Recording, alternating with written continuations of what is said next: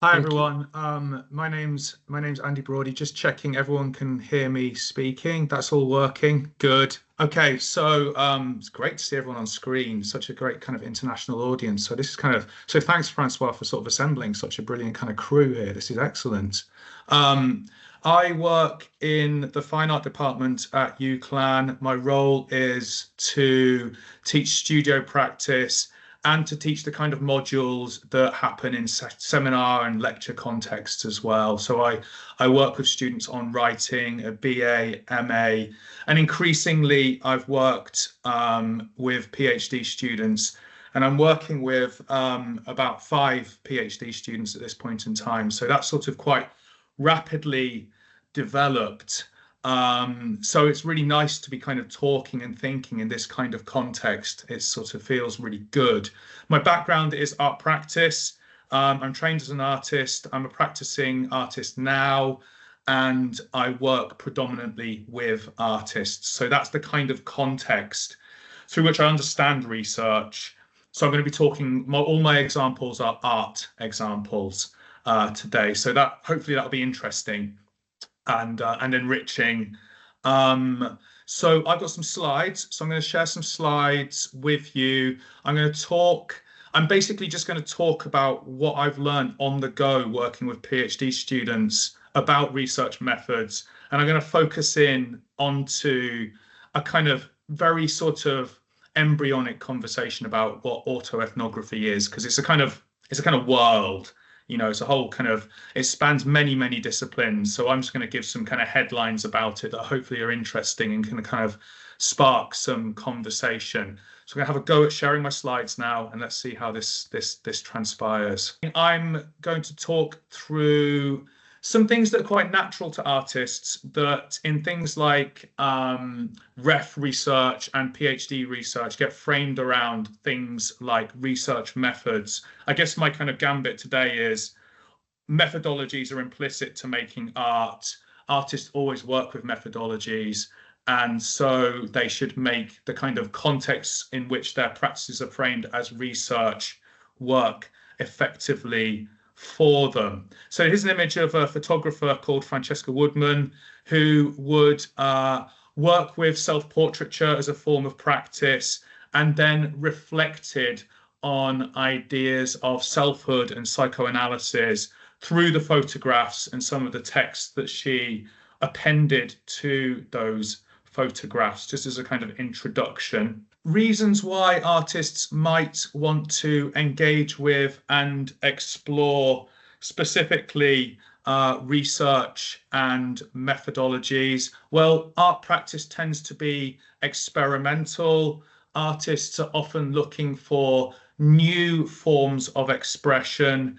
And Clive Casier, who's a kind of scholar on aesthetics, he here says that often it's these kind of surprises or chance situations, the improvisations, where artists are exploring materials and situations in new or unconventional ways that are really the sort of the kind of the bread and butter of art practice. Making art is quite a strange and often frustrating process. And so having a kind of quite mobile conceptual framework that can support practice, I think is always advantageous to artists.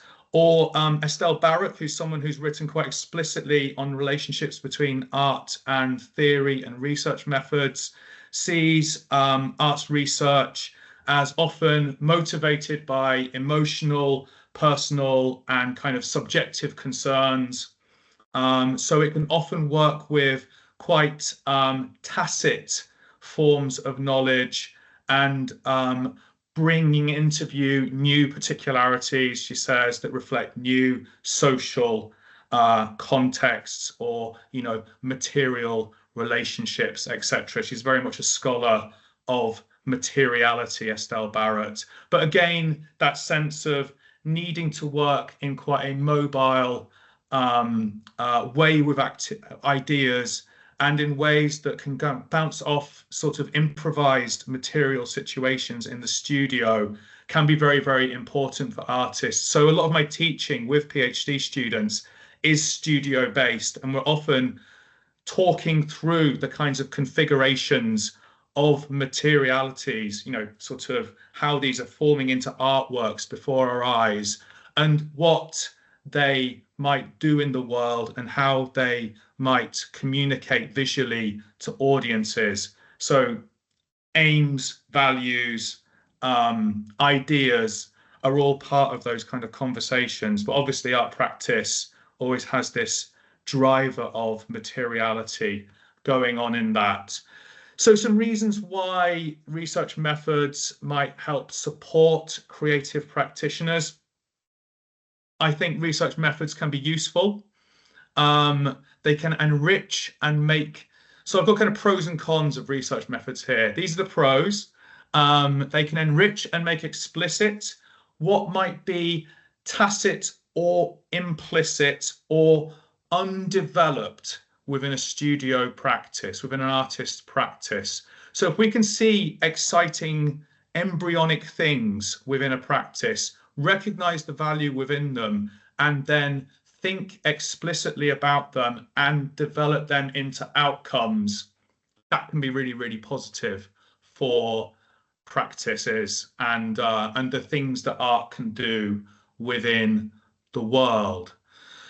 They can also help practitioners develop rationales for lines of inquiry. Art practice is often project-driven, so research methods can support and help rationalize lines of inquiry for artists. And then I think this is really, really important because research methods can often help artists to challenge their assumptions, and they can also help them to see things that might appear superficial or unadvisable, or the things that artists don't often tend to do, as actually really, really important and the sort of drivers of artists' work towards new ways of new forms of communication.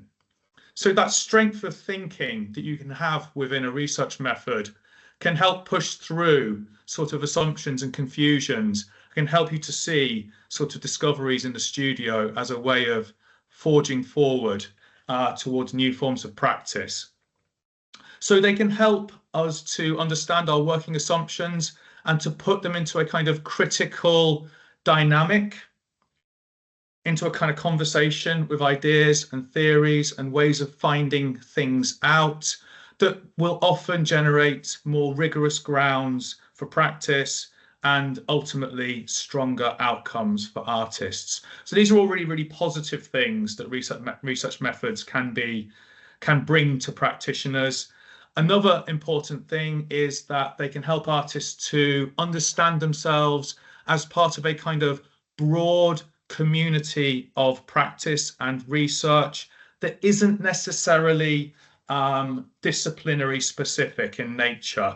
So often some of the things I'm going to talk about today lean into things like sociology and anthropology. And so this kind of co-learning between disciplines and sort of transdisciplinary forms of practice and research can be really, really useful. But then here's the con that I think is also kind of important to kind of highlight. And I can see this working with artists. And my example for this is an installation by Peter Fischli and David Weiss, the Swiss duo of artists, who, after Marcel Duchamp made a ready-made installation of their studio, they crafted their whole studio out of polyurethane. So it's this kind of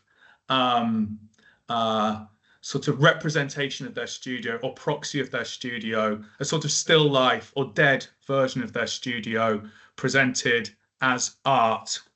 So the issue there that I'm trying to highlight with this example is research methods might hinder practice if they are applied from the outside, or if they block potential insights of material investigation, and that these insights get passed over.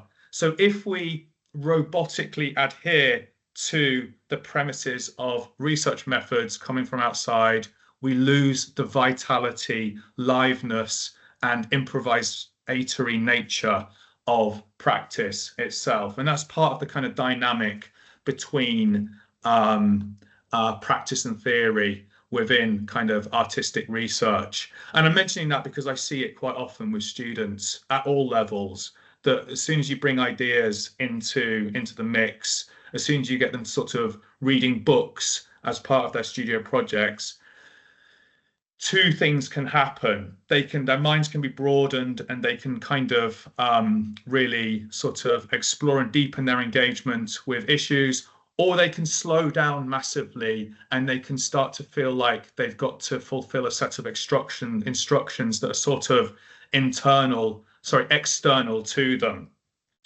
And so I kind of, in a supervision quite recently, I said to a new PhD student who was reading tons and tons and tons of theory, as is often the case with PhD students, you treat the research, treat the theory as a kind of almost like a hostage situation. Go in, get the information you need, and get it out and get it into the studio and do something with it quick, so you keep things moving at a kind of practical level. So I think that's kind of quite useful as a way of thinking about working with ideas and working with research methods. They have to be supportive. They have to work in the interests of practice. Okay, so what do we mean when we talk about research methods? What are we actually trying to think through, and what are we trying to achieve with them?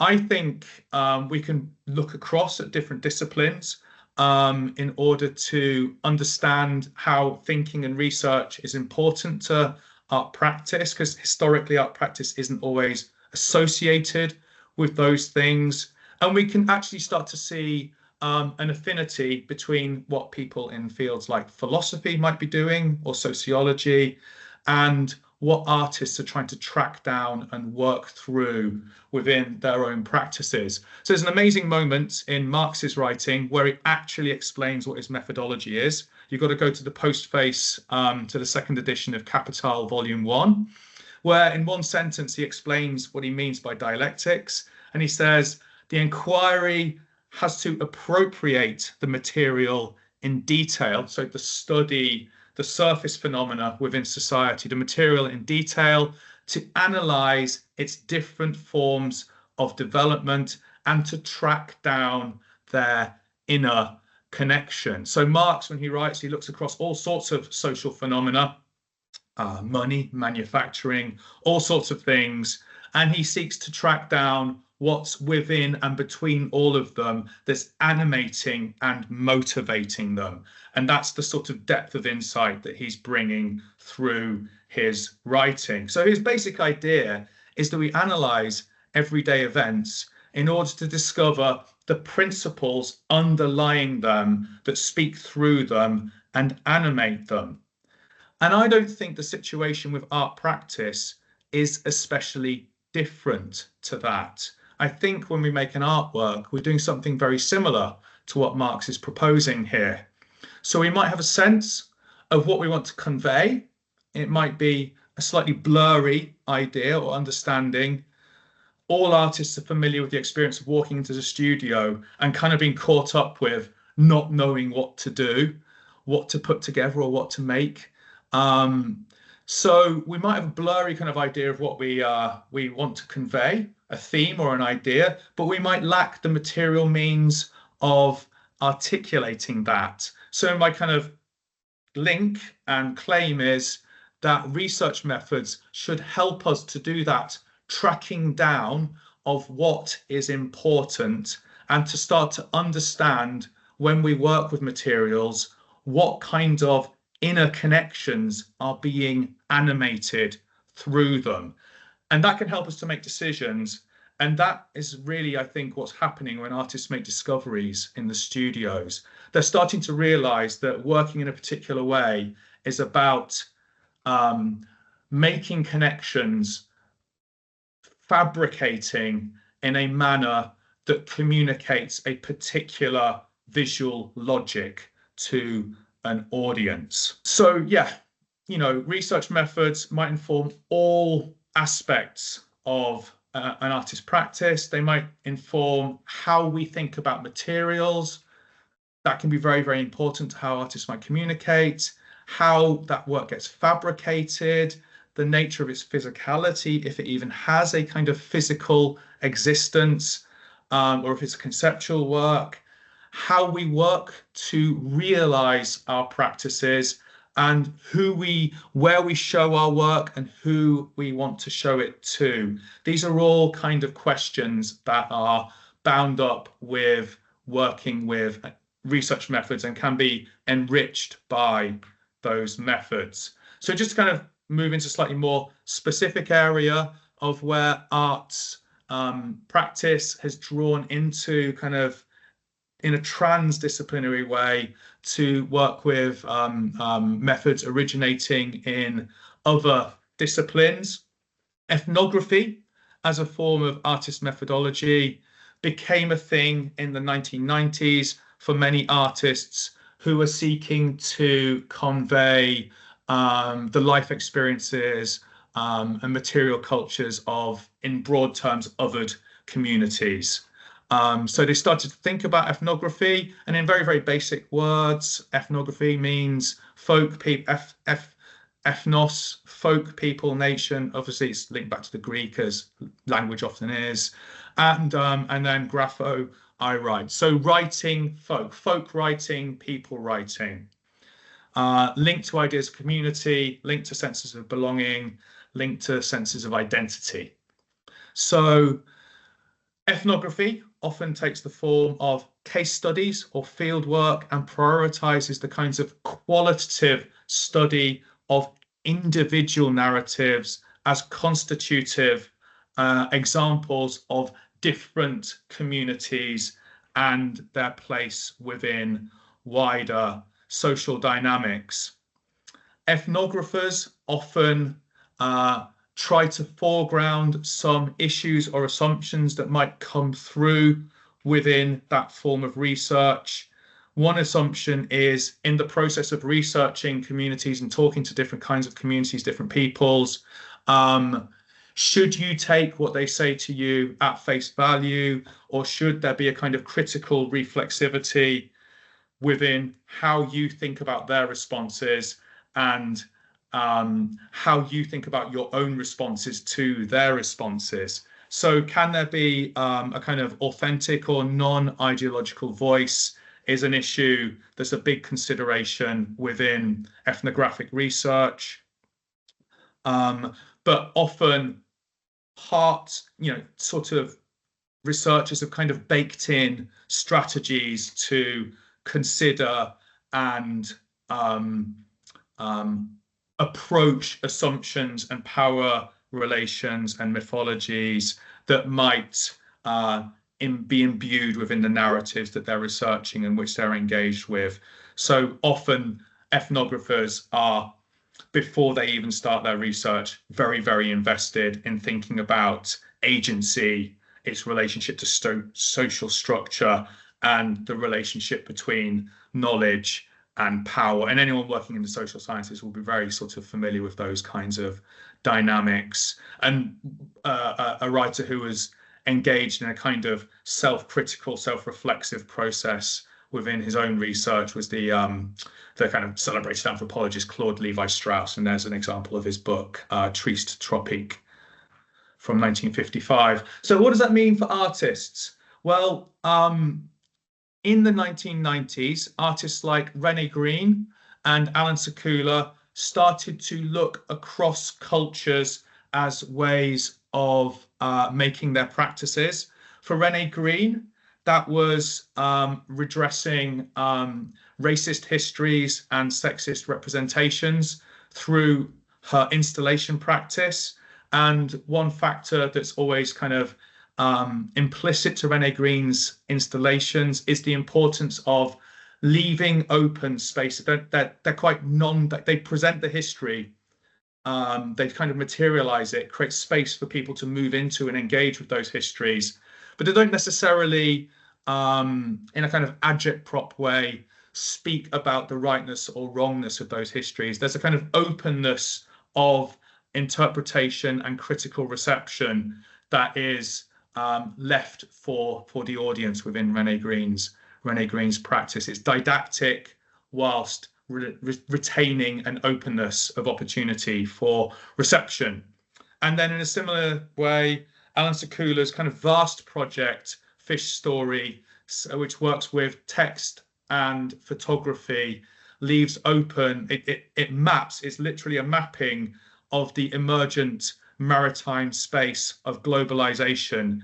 It's made in 1995, so it's where things like container ships are turning up and starting to be the way things get transported around the world. And he's interested in the kinds of impacts this has on people's lives across the sort of territories of maritime space. So he's in a kind of sort of documentary cognitive mapping within his practice, but often there's moments of mutability and self-criticism within how he articulates the authorship, his own authorship and his own role within this project, that are kind of very, very important to the sort of how he communicates through this work, which then leads me on to autoethnography. An example of autoethnography in art practice is the work of Charlotte Prodger, Scottish artist who was in the Turner Prize a few years ago, whose work is all about navigating their own queer identity. And so when they were nominated for the Turner Prize, they were nominated for a documentary that was very unique because it was made entirely on a smartphone. And that sort of, Charlotte thought that was really interesting and unique because it brought the making of the documentary into a kind of particular relationship with her body. So whenever she's showing the world to the audience and her experiences to the audience, it's always through this kind of handheld camera technique with a smartphone.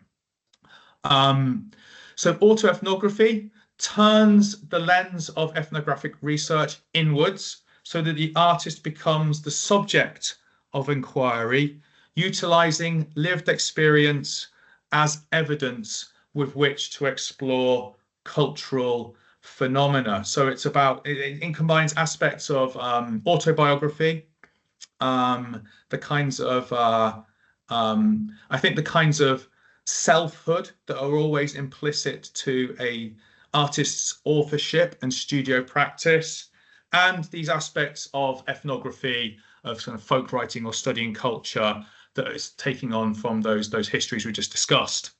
So autoethnography can be open-ended and possesses a kind of intimacy, I think, that's hard to sustain when we're studying others. So qualitative study engaged with communities and individuals always has this kind of interpretive dynamic going on with it. Whereas autoethnography, when the lens is turned inward, is often about a kind of engagement with our own self-reflexivity. So there's an immediacy, but obviously there's a kind of critical, because we tell ourselves all sorts of stories about ourselves.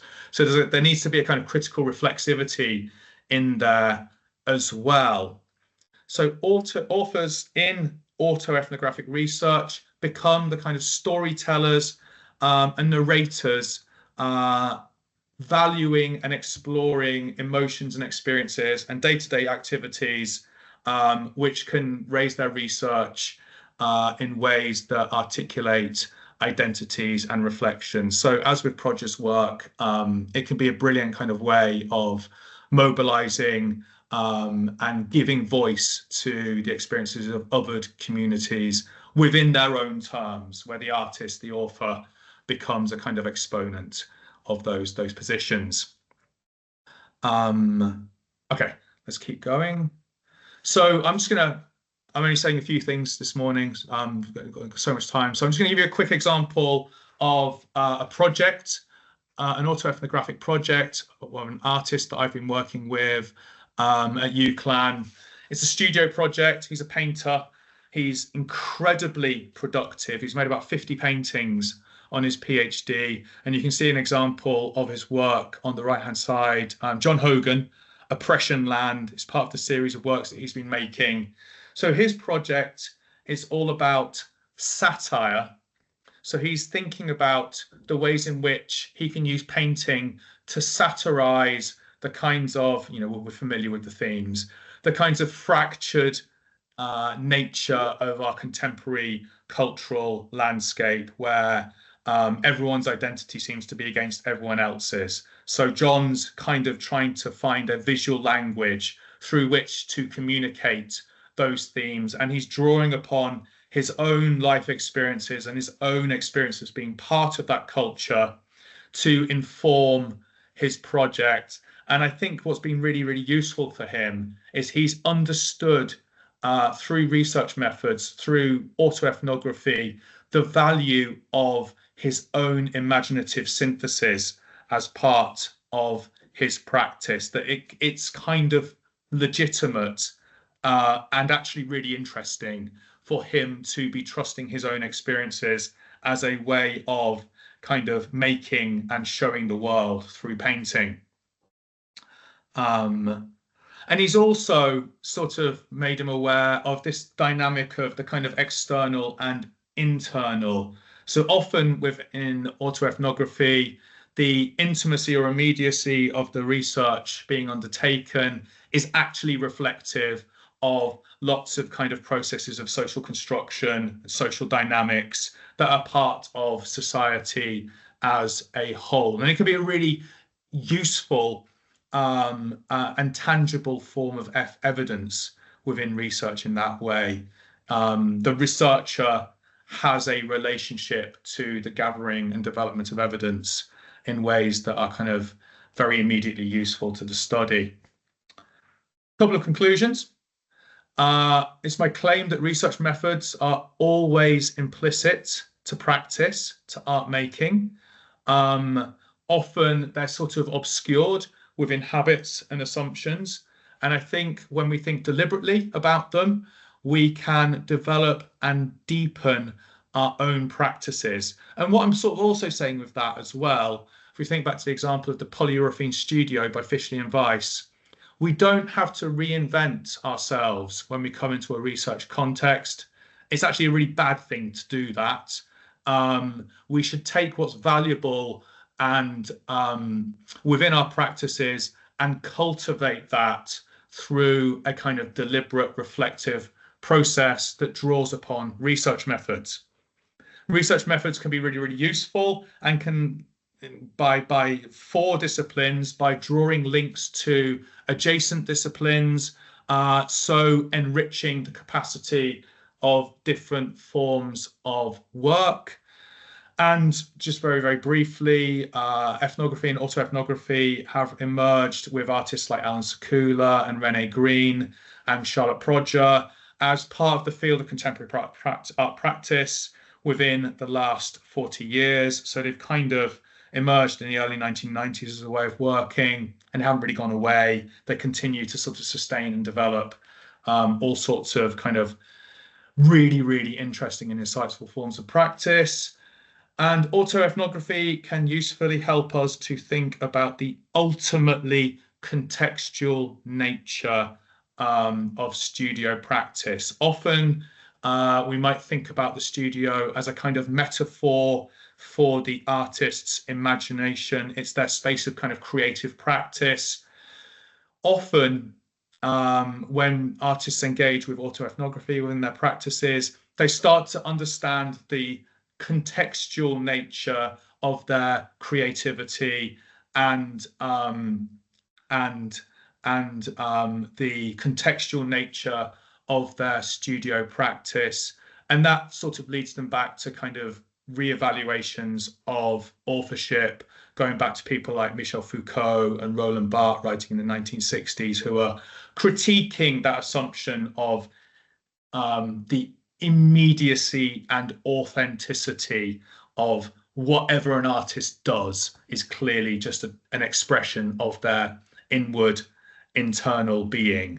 Something that I think autoethnography questions very well by revealing the kind of social dynamics that are present within an artist's own inward reflections. And that, Andy, that was absolutely fascinating. And I would love to actually get some reflections. I'm going to hand over to Clive now, but you've sparked a whole new line of thinking in my own head, because while many people on this call are social scientists and even management scientists, we often talk about the art of leadership, for example, which is a big thing here. And we, in that space, have a model where we kind of talk about your own individual leadership signature, which in fact is very similar to the kind of art practice you're talking about now, making something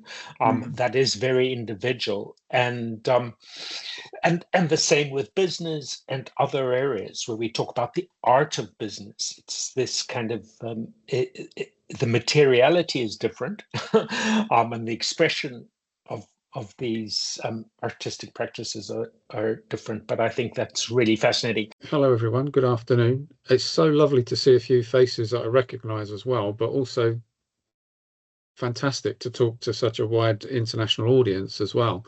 For those that know me, it really helps me if a few have got their cameras on as well. I like talking to faces, which is lovely, especially when they're smiling. David Lush, I have to admit, having passed through Brighton twice and not taken you for, not met up with you, I know. But in the words of Rambo, I'm coming for you, or rather, we're going for that tapas that I promised you. So if I can reassure folks that at one time I did have as much hair as Andrew had, but also to lower your expectations from that very learned and erudite exposition to something much more haphazard, but hopefully student-centered as well. This isn't a picture show, but there are a few pictures in here, and all the pictures do stem from autoethnographic and social research. Even this fine picture of me that my friend on the call here, Danny Lee, took of me when we were on a joint canoeing expedition, but it was actually a piece of social research. And part of that was, the main focus of that was to introduce Danny as a master's student, and this was part of his dissertation, to social research methods and handling data in different ways.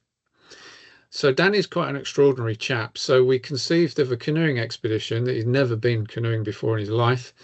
But along the way, drawing on his skills, that I would role play, or we would both role play a baptism, and he would conduct a baptism. I would have a marriage, which I did. I married my school friend from 40 years ago on some mud flats. And then I also staged my funeral, and it was a sea burial. And I can say, if you're going to have a sea burial, do it at low tide as pictured, because then it's not quite so wet and you don't drown. So this is when I rise again after my sea burial. So if any, there's a QR code a bit down the line there that we talk about called Hatch, Match and Dispatch, and you can start to see what impact that experience has had on Danny, as now towards towards the end of his PhD and sharing this call with us. So that was a very formative stage of one example of some social research that I was engaged with. Let's see if we can move it on. Right. This is, I called it, I remember talking to David Lush about this actually, the but it's nots. So I did a talk called the but it's nots. And so this slide is to do with an international autoethnographic conference that I went to with Glenn, Danny and Craig. These are 3 PhD students that I'm supervising. And they're all doing completely different projects. So Glenn is a clinician, runs a dermatology service on an island called the Isle of Wight, and he's doing an island culturation of sort of medical services, if you like. Danny Lee is doing an ethnographic study of dynamics in football coaching settings, and it's exhibited through plays and dramaturgy and such like. Craig is looking at the lived experience of football scouts. Now, the reason they've all got a big knot there, which is my little artwork with some string, is they all share the same methodology. They all have an awful lot in common. And when they work together, the strengths and the bonds in their learning was incredible, because of the methodological sharing of the same language, the same kind of interests about how they wanted to communicate their work. So Glenn has started writing some amazing short stories. Danny is writing plays and all sorts of things. And Craig, I'm pleased to say, we converted his data into a song. And that QR code there is him performing his song at a conference, at an international conference about football scouting. So we've taken the data, elevated to an art form in his case, and there he is performing it. Give the song a listen to afterwards. It will get under your skin, but it's definitely born from his data. The other picture is me. Often people say, isn't that picture up there wrong way? But it's not. It's my PhD student at the time. Yeah, thank you, Laura. That's exactly right. That was my PhD student on a tutorial, took a picture of me whilst we were again on a little canoe trip, but I was hanging upside down off the M6, just underneath the fast lane. But we have these recollections that are thoughtful and prompting and sharing of this methodology, which in a way kind of counts as to why I'm here with Francois talking about this stuff with you in a transdisciplinary sense. We all have this methodology in common in one way or another, in a deep, reflective, auto-lens accounting kind of way.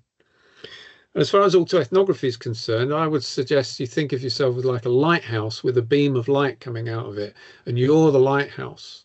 So your commentary is cemented in your sense of being and through your lenses that you choose to adopt. So you're central to the story. That's what makes it an auto account or auto-reflective. So I've written at the top there, auto-reflective, biographical, critical sense making through a common lens. Right, this is a slide where probably I did give it some thought and then nick someone else's work that seemed more sensible to me. But these are my top 10 auto-ethno-doctoral tips, but could easily be master tips as well. So as an autoethnographic writer, I thought, well, what would be some good sort of tips to share in this setting for you to be aware of? Because autoethnography is just not always, or it's not Dear Diary and navel gazing all the way through. So you have to be, number one, very aware of your positionality. You as a social being in the world, choosing what you'll write about, and your positionality in the literature, in the field of work that you're studying. So there's this idea of positionality. We need to understand you and the area that you're working in. Another area that, if I could give it the biggest tick of all, is writing practice, which is why I put it right up there. Maybe there's a priority order here. Experiment with first person. Get used to your voice and different voices. Experiment with different writing genres. This was amazing working with David Grekic years ago, who did his PhD, and I asked him to write some stories about golf coaches and being coached himself, and it kind of transformed, and it was amazing what was coming back. It opens the floodgates. It's fantastic. So different writing genres: poetry, scripted, performed drama, song. There's that QR code again. Definitely go and have a listen to that. It's awesome. Be reflexive. So when and where do you be reflexive? Well, basically right from the start and all the way through. And reflexive is just the same as being reflective, but with a research focus. That's all that really means. The other key thing is, don't leave yourself out your own story. The amount of PhDs that I've examined that have claimed some sort of ethnography or qualitative stance, and they've not been reflexive at all. I end up lifting up the back page and shouting at them, where are you? Why aren't you in your thesis? Okay, if it's a qualitative research, grounded, sociological perspective, then you're the researcher. Your voice needs to be there as a reflexive commentary on becoming and developing. Ethics. Wow, there's a thing, right? There's a good argument, if you read Harry Walcott, that all sociological research is not very ethical, or just not ethical at all. You know, what gives us the right to write about other people? But ethics is really important. And as a strategy for managing that, A is to be reflexive about ethical angles. And what angles might you be reflexive on? Well, I use my gruesome threesome, and that's you, them, and the data. Think about your impact on yourself and evolution, the people you're looking at, and how you report about that, and how you use the data and who that might affect. So then at least you have a strategy for being reflexive and making ethical considerations in your work. Storytelling versus reflective vignette, number 5 here. I often end up writing in feedback for folks, what's the point? And rather than pushing them back into a corner, what I actually mean is, what is the point that you're trying to make in your writing? All right. So stories and reflective vignettes have a slightly different structure. A story classically has a start, middle, and end. Okay, a story has a once upon a time, and it has a end at the end. It has a different structure. And within a story structure, you can project different learned meanings. You know, what do I want to get out of this? A bit like the sort of Aborigines teaching their young that there was dragons in the water in the springs in Australia, so that they didn't spoil the water. Right, there was a start, middle, and end. Compared to a journaled entry, a Dear Diary, which is much more open-ended and evolutionary. There'll still be lessons learned, but it doesn't have a start, middle, and end at the end. Okay. So within a sort of journaled thing, there should be some summary points for you, lessons learned, I guess, but it's not built into the notion of a story. So Arthur Frank's work is fantastic on that, and have a look at that. So self-censorship. If you're doing auto-reflective writing, we can get sort of swept along on a wave of enjoying our writing. Now, not all writing is enjoyable. We can need to unpack the word enjoyable, because it can be cathartic and it can take you to some different places, this auto-reflective writing. And if you want to have a look at something that did that for me, it was called a paper called Boots and Me, which I can show you down the line. But auto writing can take you to some dark places. So be brave and consider if you want to tell that story at all. So you can exercise self-censorship and judgment, and that can be part of your reflexive commentary as to what you decide, or even what sort of creative genre you choose to tell that story, to protect yourself and protect others. Okay, if you need to tell that story like you're an alien that's gone to Mars and you're going to talk about characteristics of other things, then do that. Get creative. Creative non-fiction is a fantastic sort of a tool in your armory as an autoethnographer. And Brett Smith's work is fantastic on that. Style. Now, my little blue hat there on the right-hand corner should start creeping in now, because this is what I've learned as an examiner, really. I've examined about 20, 25 PhDs.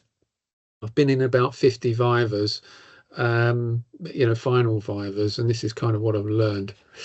Style. Is it engaging, honest, truthful, and accurate? We could question accurate. Is it academic, engaging, well-founded in methodology? Now, if your methodology is well set out, and it should come early on in your study, I would suggest, then you give yourself a level of freedom and license to follow all the other things that we're talking about here today. So if your methodology gives you the freedom to explore creatively situations in social settings, then go for it. It will test you, it will test the reader, it'll be more engaging for the reader. But you have a license and freedom if you set to do those things, if you set up your methodology to give you that. Reporting and impact, who cares? Well, primarily your examiners, your examiners and your audience. The biggest impact that your research should have is on you, right? Is your research. Impact afterwards, we don't know that. We can't predict that, but we can stick things under the noses of others. And I've got a whole slide dedicated to that. And hopefully we grow. But we can't predict impact right from the start. So the biggest impact is on you. Again, capture that in your reflexive notes as you grow with your research. What would be number 9? Maths wasn't my strong point. How much is enough when you're writing? Because auto writing and sociological research can kind of, I won't say go on forever, but you're living your life and it goes on. So when do you stop? How do you stop?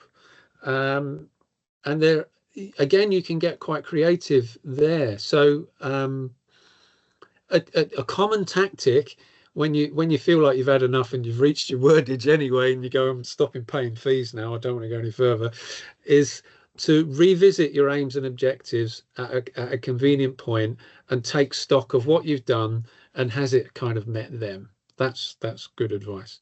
But if you want to get creative with it, so Craig, who's sung his song, at the moment we're working on a version of the 10 Commandments. So he's found out all sorts of things that in the football scouting world about what they should and shouldn't do. So we thought, well, why don't we have the 10 Commandments? And if you're a football scout, thou shalt not preach the values of other people's football players to the opposition, this kind of thing. So we came up with a way of finding an engaging way of stopping the study that was in keeping methodologically, but also drew on his data, but was engaging as well. Is it good enough? Here comes the blue hat again. You can have your viva. You can have hopefully a really fantastic academic conversation. You've got your thesis presentation. And I've written there, what are doctoral outcomes anyway? So you need to be aware, and this is a really critical point, colleagues. The piece of work that you produce needs to meet doctoral outcomes, not necessarily the idealism of your examiners of what they think your project could include. So examiners will go, yeah, I think your project could include this or that or the other. I'd like to have seen more of this or that or the other. And that's all well and good, but does what you have presented them meet doctoral outcomes? Is it structured, well communicated, leads the reader through the study? Does it look like a thesis? Have they demonstrated research methods, data collection under ethics, those kind of things? If the answer to that is yes, and it's well presented and readable and makes a point, then great, give them a doctorate, whatever it is you're on. So my top tips as an examiner is it a good read? Let's unpack what good counts as, but it should read like a book, right? Is it a good read? Does it have merit or worth as a PhD? Have you explored the methods, the literature, applied them, data collection under ethics? Is it, well referenced and makes a point? And on that score, do you have something to say?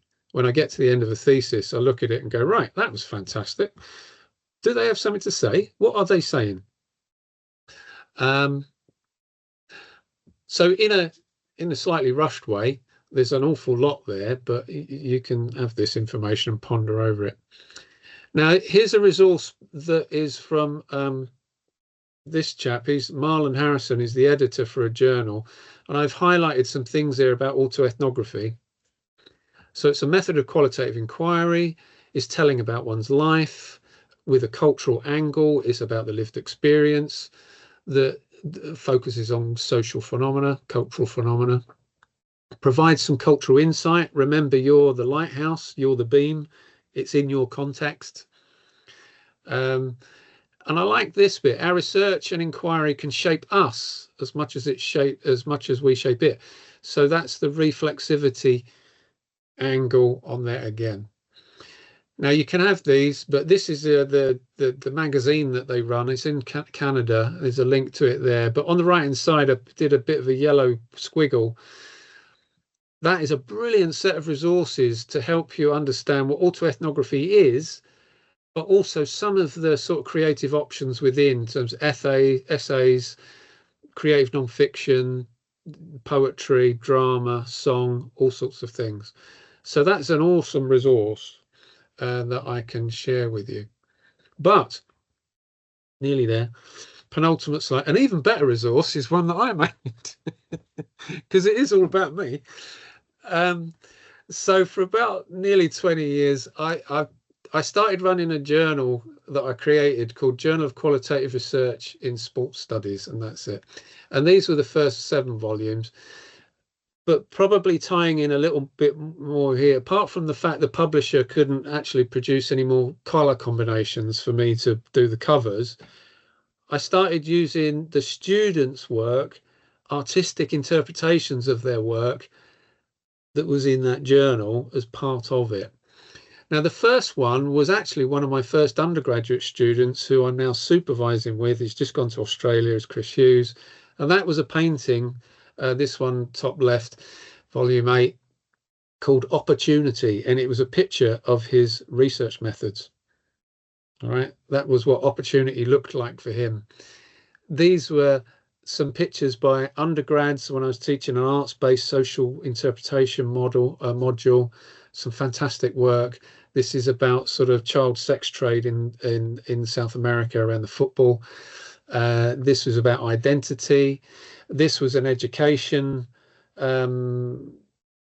project reflecting on secondary school learning and the sort of weight of books on her back. The beige coloured one here was a PhD study, again on gendered identity in the outdoors. Fantastic. Then I took the opportunity for the next 3 to raid my daughter's A-level art portfolio and nicked various bits and bobs about symbolism and art.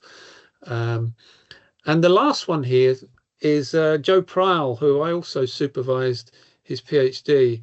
And that was his dad's. His dad was an art teacher. His dad passed away, so we've used that posthumously. So I'm now on volume 18, and hopefully David Grekich's daughter is going to carry the mantle and come up with a new journal cover. Now, this is a very boring looking slide, but I guarantee you, and it's my last one, I guarantee you if you dip into some of this, you'll find some quite exciting things.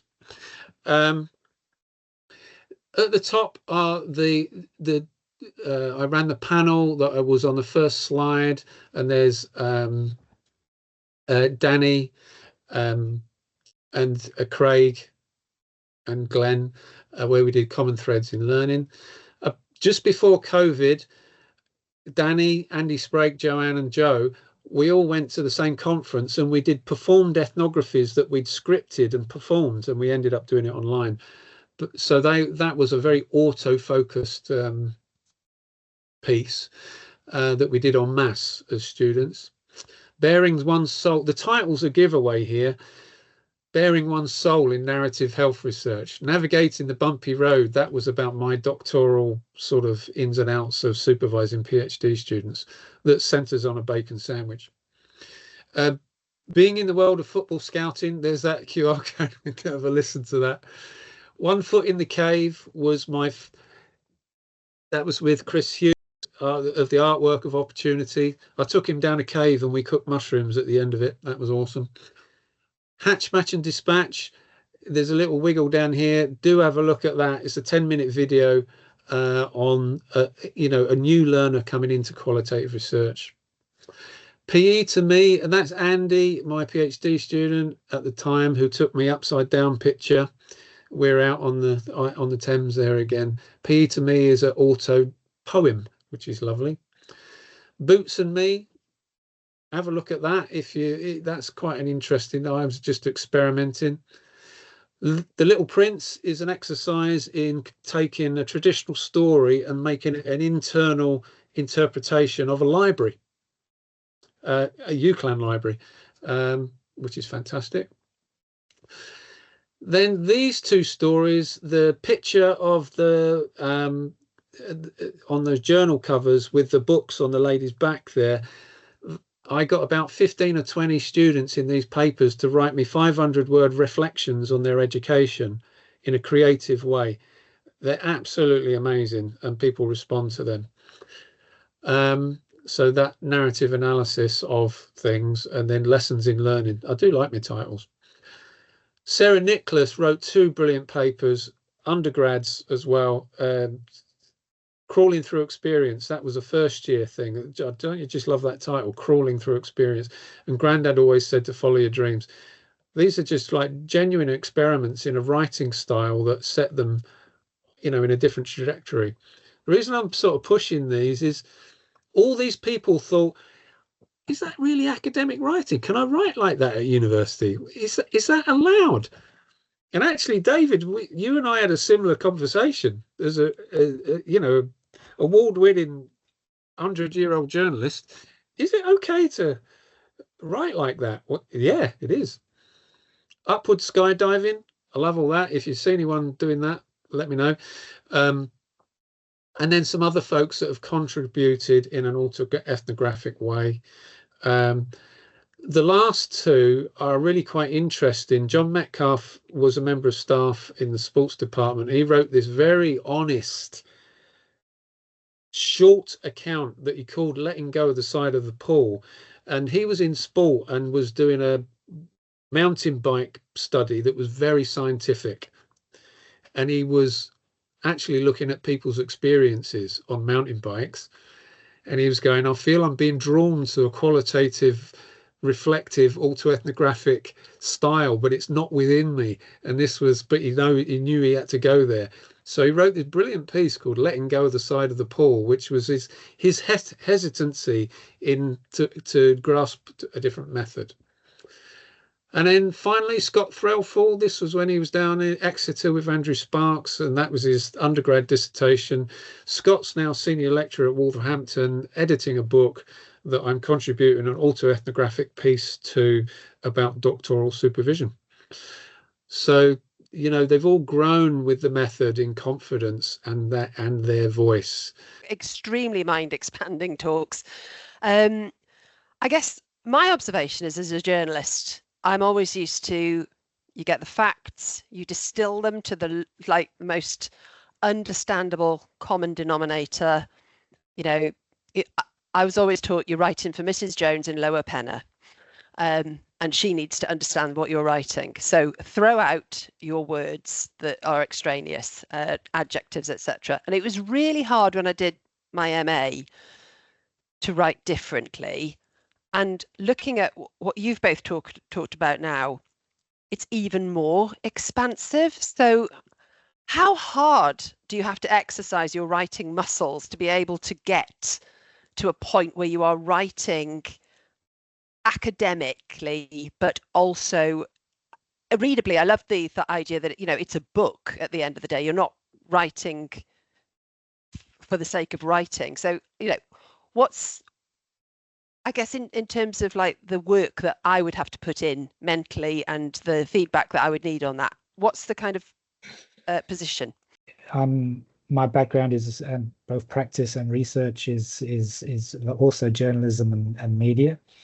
And the instinct when writing my reflexive narratives, I'm taking an autoethnographic approach, at least to my retrospective studies.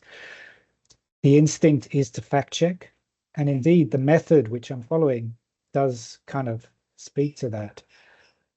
But also so that's kind of where I've got to now, is I've sort of written my reflections, critical reflections. And now I feel, and the method sort of prompts me to go and fact check this. But also I found myself writing both as I, but also as we, because of the people I was, because of the projects I was working with involved other people. And I've also feel obliged to go back to them and to involve them in the storytelling. So to get their feedback and input to the story, and almost that we write it together, that it's a shared story at the end. So just your thoughts on that. The second relates to also something we're sort of preoccupied with as journalists, which is the audience. And I think both ethnography and autoethnography sort of focuses on the subjects of our research.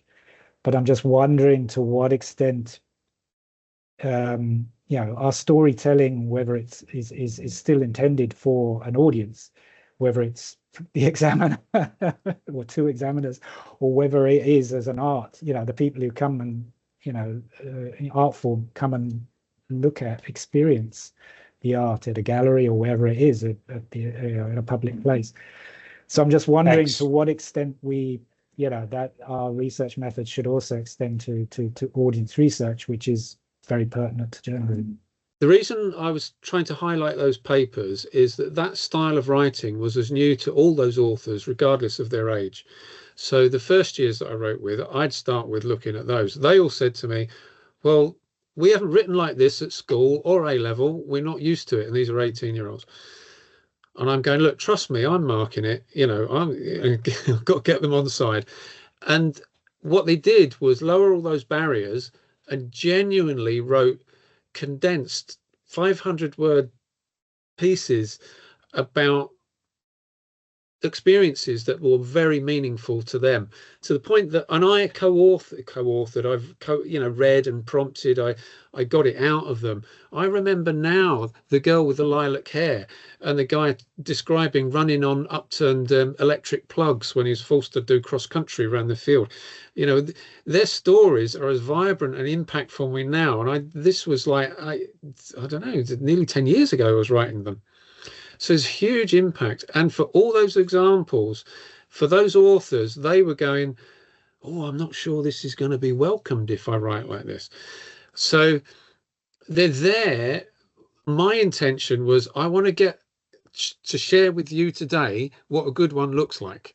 Okay. And there's a range of good ones. Find one that appeals, right?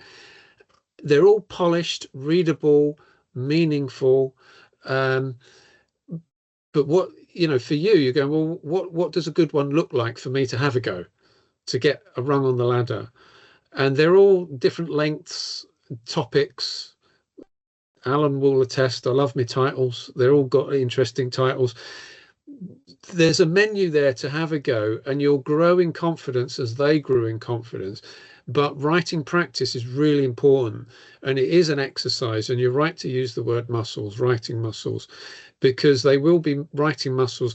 And I'm fascinated working with journalists that these are writing muscles that you've not used in many, many years. Probably for some, in terms of topic and that inward looking, since you were at school and the school teacher said, write me a poem about X or Y or Z. So these are things that I've tried to produce in my, they're there as peer-reviewed journals, but they're also there primarily as my teaching resources, because I've shared them with half the people on this call to support you with your own writing styles. So that idea of what does a good one look like? How do I raise my confidence to have a go? And if I have a go, maybe my story will start. If my story looks a bit like theirs in terms of structure and format and accessibility, then you've got something to share and you've moved on. So that would be my top tip for that one. Thanks, Clive. And Andy, I'd love you to come in, but I also am really curious, because one of Clive's points was how much is enough? When's your story finished? And I would imagine that for artists, that's a constant question. When is this painting, this piece of work finished? And I'd love to just hear your take on when's it done? And more, please, whatever. That is I'm not sure I can do justice to that question right here and now. That is a kind of like massive issue in art practice. I mean, particularly kind of when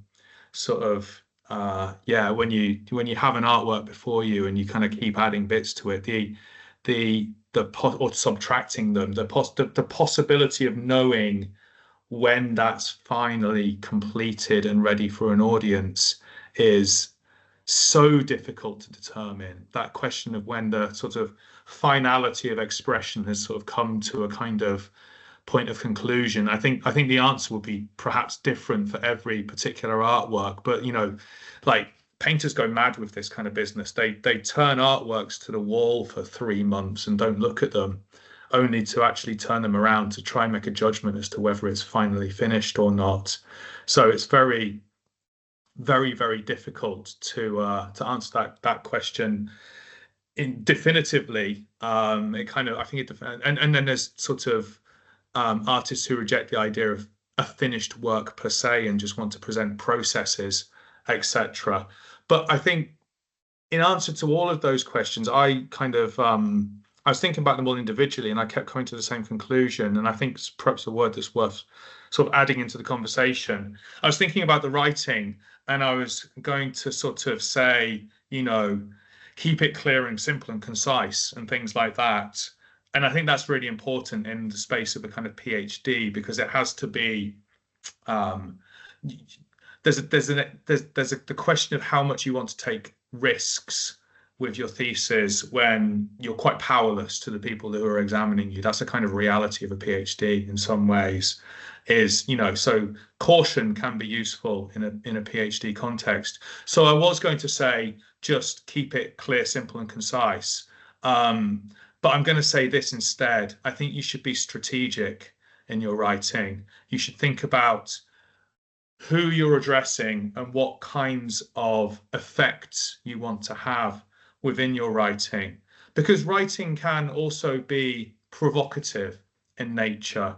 It doesn't necessarily just want to be about a simple process of communication. It could be about breaking down and reformulating ways of thinking.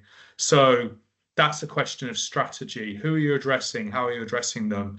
And how do you want them to be changed by your work would be the kinds of things that I would say to that. And then I think that kind of links into David's points about who we do the research with and how we kind of draw conclusions through that. The question of sort of, I think if you know, are writing in the we, there's, like we were talking about power dynamics earlier and the relationship between power and knowledge. If we're generating new knowledge with other people, then yeah, I think the idea of taking your own reflections back to those participants is absolutely essential and kind of part of the strategy of inclusion, you know, being part of a kind of aspect of the research. But yeah, I think being strategic is always useful. Fantastic. Thank you for that. I mean, I'm just reflecting on journalistic practice and the issue of telling a story, and when is that story done, and you know, and how big is a story? You know, there's the physical constraints of time and space on a page, but there's also context, and how much context do you need in order for the facts to make sense? And there's a lot for me to reflect on. Kevin, I knew you'd have something, and I'm so pleased you put your hand up. Please, over to you. So one question, Clive. I think one of the things, I'll just talk about my own research journey, which might help shed some light on the question. I did, you know, I come from more of a quantitative background, you know, user analytics and things like that. But then I ended up doing a qualitative grounded theory master's. And so one of the things in terms of that journey from quant to qualitative was understanding what data means. So what is data in this context? So you were talking about, you know, you, them, the data. So I think it would really help me, just like I did, in your context when you're doing an autoethnography, what constitutes data? Wow. Everything. Think of life as a swimming pool and you're in it. A bit like John Metcalf letting go of the side of the pool. So perhaps the rail down the side of the pool for him was the reassuredness that he got from Excel and SPSS and statistical tests and measures. All right, that he saw himself as a researcher as separate to the world that he was actually in. And the minute his actual research, his PhD, started to change and morph, he realized that he was affecting his data, right? Which, you know, if you're in a swimming pool, you're pushing the water out of the shape of your body. You're affecting what that pool is. So that's maybe a good way to think of what qualitative data is. So it's all around you. Now, you can't comment on all of it, but maybe comment on the important bits that are close to you. Which is why that sort of basic strategy that I use for folks about you, them, and the data. What is the impact on you, your impact on them? What is the impact of their research on, or your research on them?